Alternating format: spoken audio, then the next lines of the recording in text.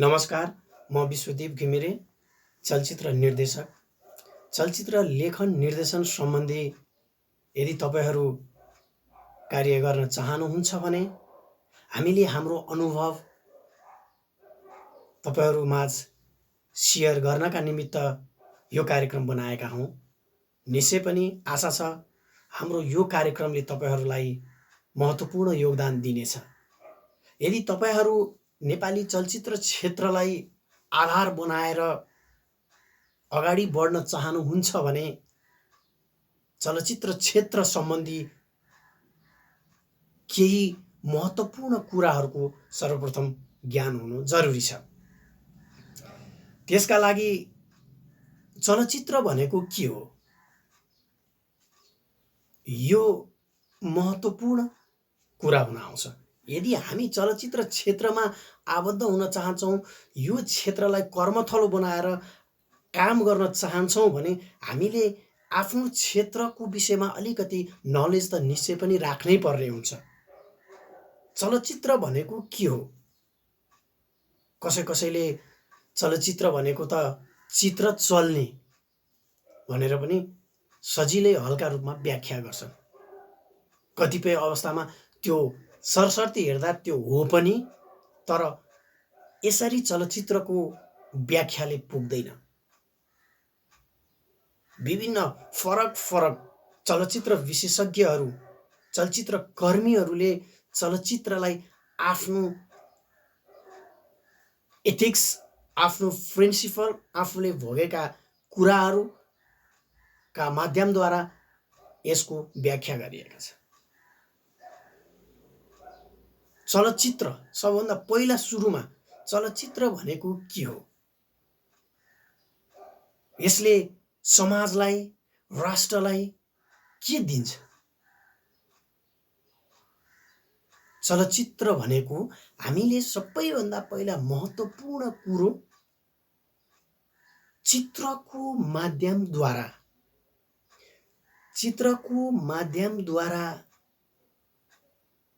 समाजका पीडाहरू, समाजका वास्तविक घटनाहरू, जात जाति, विभिन्न वर्ग, भाषा, लिङ्गमा आइपरेका समस्याहरू, मुद्दाहरूलाई चाहिँ चित्रको माध्यमद्वारा प्रस्तुत गर्ने अभिव्यक्ति हो चलचित्र भनेको। जस्तै कुनै पनि एउटा समाजमा एउटा घटना छ, त्यो घटनालाई हामीले कथाको रूपमा लिएर हामीले पात्रलाई सिर्जना गरेर हामीले खिच्छौँ र त्यो समाजको घटना त्यो पात्रले त्यहाँ बोल्नेछ, त्यो चित्रले बोल्नेछ त्यो समाजको घटना भने त्यो चलचित्र हो। विभिन्न कोणबाट चलचित्रको व्याख्या गर्न सकिन्छ। चलचित्र भनेको समाज रूपान्तरणको साधन मात्रै नभएर समाज रूपान्तरणको साध्य पनि हो भन्न सकिन्छ। अब यसो भनिरहँदा चलचित्रले समाजलाई के दिन्छ, राष्ट्रलाई के दिन्छ? हामी सिनेमा हलमा जान्छौँ, चलचित्र हेर्छौँ, 2 घन्टा, 2.5 घन्टा, 3 घन्टा मनोरञ्जन गर्छौँ, हामी फर्किन्छौँ, बस सकियो। त्यो होइन। चलचित्रले समाजका वास्तविक मुद्दाहरूलाई उठान गरेर समाजभित्र रहेका वर्गका मुद्दाहरूलाई उठान गरेर राज्यलाई झकझकाउने काम गर्छ।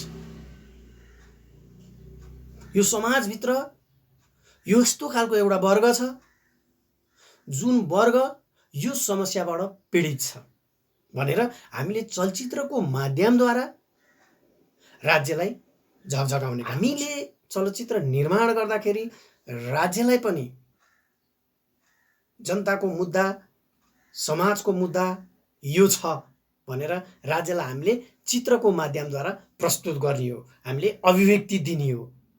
स्वतन्त्र अभिव्यक्ति दिने हो, बाँकी कुरा राज्यले गर्ने हो। चलचित्रलाई यसरी विभिन्न दृष्टिकोणबाट चाहिँ परिभाषित गरिन्छ। यदि अब यदि तपाईँहरू यो क्षेत्रमा आउनुहुन्छ, यो क्षेत्रमा प्रवेश गर्नुहुन्छ, के उद्देश्यको लागि प्रवेश गर्दै हुनुहुन्छ, यो क्षेत्रमा आएर तपाईँले के गर्ने सोचाइ राख्नु भएको छ? समाजलाई मनोरञ्जन मात्रै दिने, समाजको वास्तविक मुद्दामा काम नगर्ने, अथवा समाजलाई मनोरञ्जनका साथसाथै समाजका वास्तविक मुद्दाहरूलाई पनि चलचित्रको माध्यमद्वारा चाहिँ प्रस्तुत गर्नका निमित्त तपाईँ आउनुहुन्छ भने तपाईँलाई ढिलो चाँडो सफलता अवश्य प्राप्त हुनेछ। यसो भनिरहँदा हामीले चलचित्र क्षेत्रलाई धेरै सतही रूपमा बुझ्नु हुँदैन। यो निकै नै गहिरो छ। यसको लागि निकै कष्टकर अध्ययनको जरुरी छ। जस्तो गरी डाक्टर बन्नको लागि कति गाह्रो हुन्छ, इन्जिनियर पढ्नको लागि कति गाह्रो हुन्छ, पाइलट बन्नको लागि कति गाह्रो हुन्छ, त्यस्तै गरेर एउटा चलचित्रकर्मी पढ्नका लागि, चलचित्रकर्मी बन्नका लागि पनि त्यति नै गाह्रो हुन्छ। नेपालमा त पहिले चलचित्र सम्बन्धी पढाइ हुँदैन थियो, बाहिर विदेशमा गएर पढ्नु पर्थ्यो। अब अहिले त त्यो नेपालमा पनि आइसकेको छ चलचित्र सम्बन्धी पढ्ने, र पनि अझै पनि नेपाली समाजले चलचित्र क्षेत्रलाई हेर्ने दृष्टिकोणमा चाहिँ आमूल परिवर्तन भइसकेको छैन। नेपालमा चलचित्रको इतिहास हेर्ने हो भने 6.5 दशक लामो चलचित्रको इतिहासले विभिन्न आरोह अवरोहहरू पार गरे तापनि सोचिएको जस्तो अन्तर्राष्ट्रिय चलचित्र क्षेत्रका चाहिँ इतिहास जस्तो निकै फड्को मारेको एकदम उपलब्धिमूलक हासिल नेपाली चलचित्रले गर्न सकेको छैन। यसो भनिरहँदा के नेपाली चलचित्र क्षेत्रमा राम्रा चलचित्रकर्मीहरू नभएका हुन्? नेपाली चलचित्र क्षेत्रमा चाहिँ अध्ययनशील चलचित्रकर्मीहरू पनि नभएका हुन्? निश्चय पनि होइन।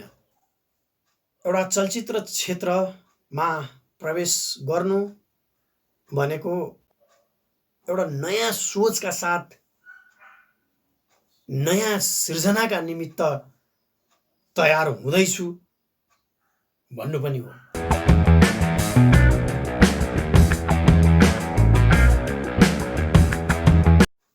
यतिका कुरा गरिसके पछाडि हामीले नेपाली चलचित्र क्षेत्रको इतिहासलाई पनि अलिकति कोट्याउनु पर्ने हुन्छ।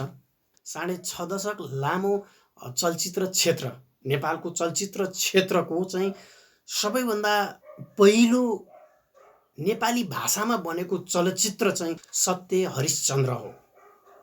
डीबी परियारले यसको निर्देशन गर्नुभएको थियो भने यो चलचित्र भारतको कलकत्तामा बनेको थियो र 2007 सालमा डीबी परियारले भारतको कलकत्तामा नेपाली भाषाको पहिलो चलचित्र सत्य हरिश्चन्द्र बनाएर 2008 सालमा काठमाडौँको नारायणहिटी राजदरबारमा यसको पहिलो प्रदर्शन गरिएको थियो। अब अर्को कुरो, महत्त्वपूर्ण कुरो के हो भने नेपालको पहिलो चलचित्र चाहिँ फेरि आमा हो, जसलाई हिरासिंह खत्रीले 2020 सालमा निर्देशन गर्नुभएको थियो भने यसको पहिलो प्रदर्शन 2022 साल असोजमा गरिएको थियो।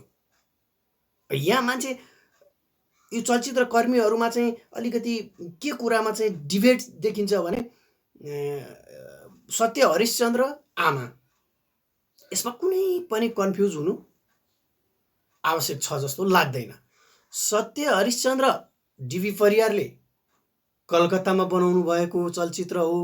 त्यो चाहिँ नेपाली भाषामा ट्रान्सलेट गरिएको थियो, नेपाली भाषाको पहिलो चलचित्र। हिरासिंह खत्रीले 2020 सालमा बनाउनु भएको चलचित्र आमा हो, जुन 2022 सालमा प्रदर्शन भएको, त्यो चाहिँ नेपालमै बनेको थियो। नेपाली पहिलो चलचित्र चाहिँ आमा भनेर हामीले बुझ्नुपर्ने आवश्यक छ। तपाईहरूसँग अर्को नेक्स्ट एपिसोड भेट्ने बाचा गर्दै म तपाईहरूबाट आजलाई बिदा हुन चाहन्छु। नमस्कार, धन्यवाद।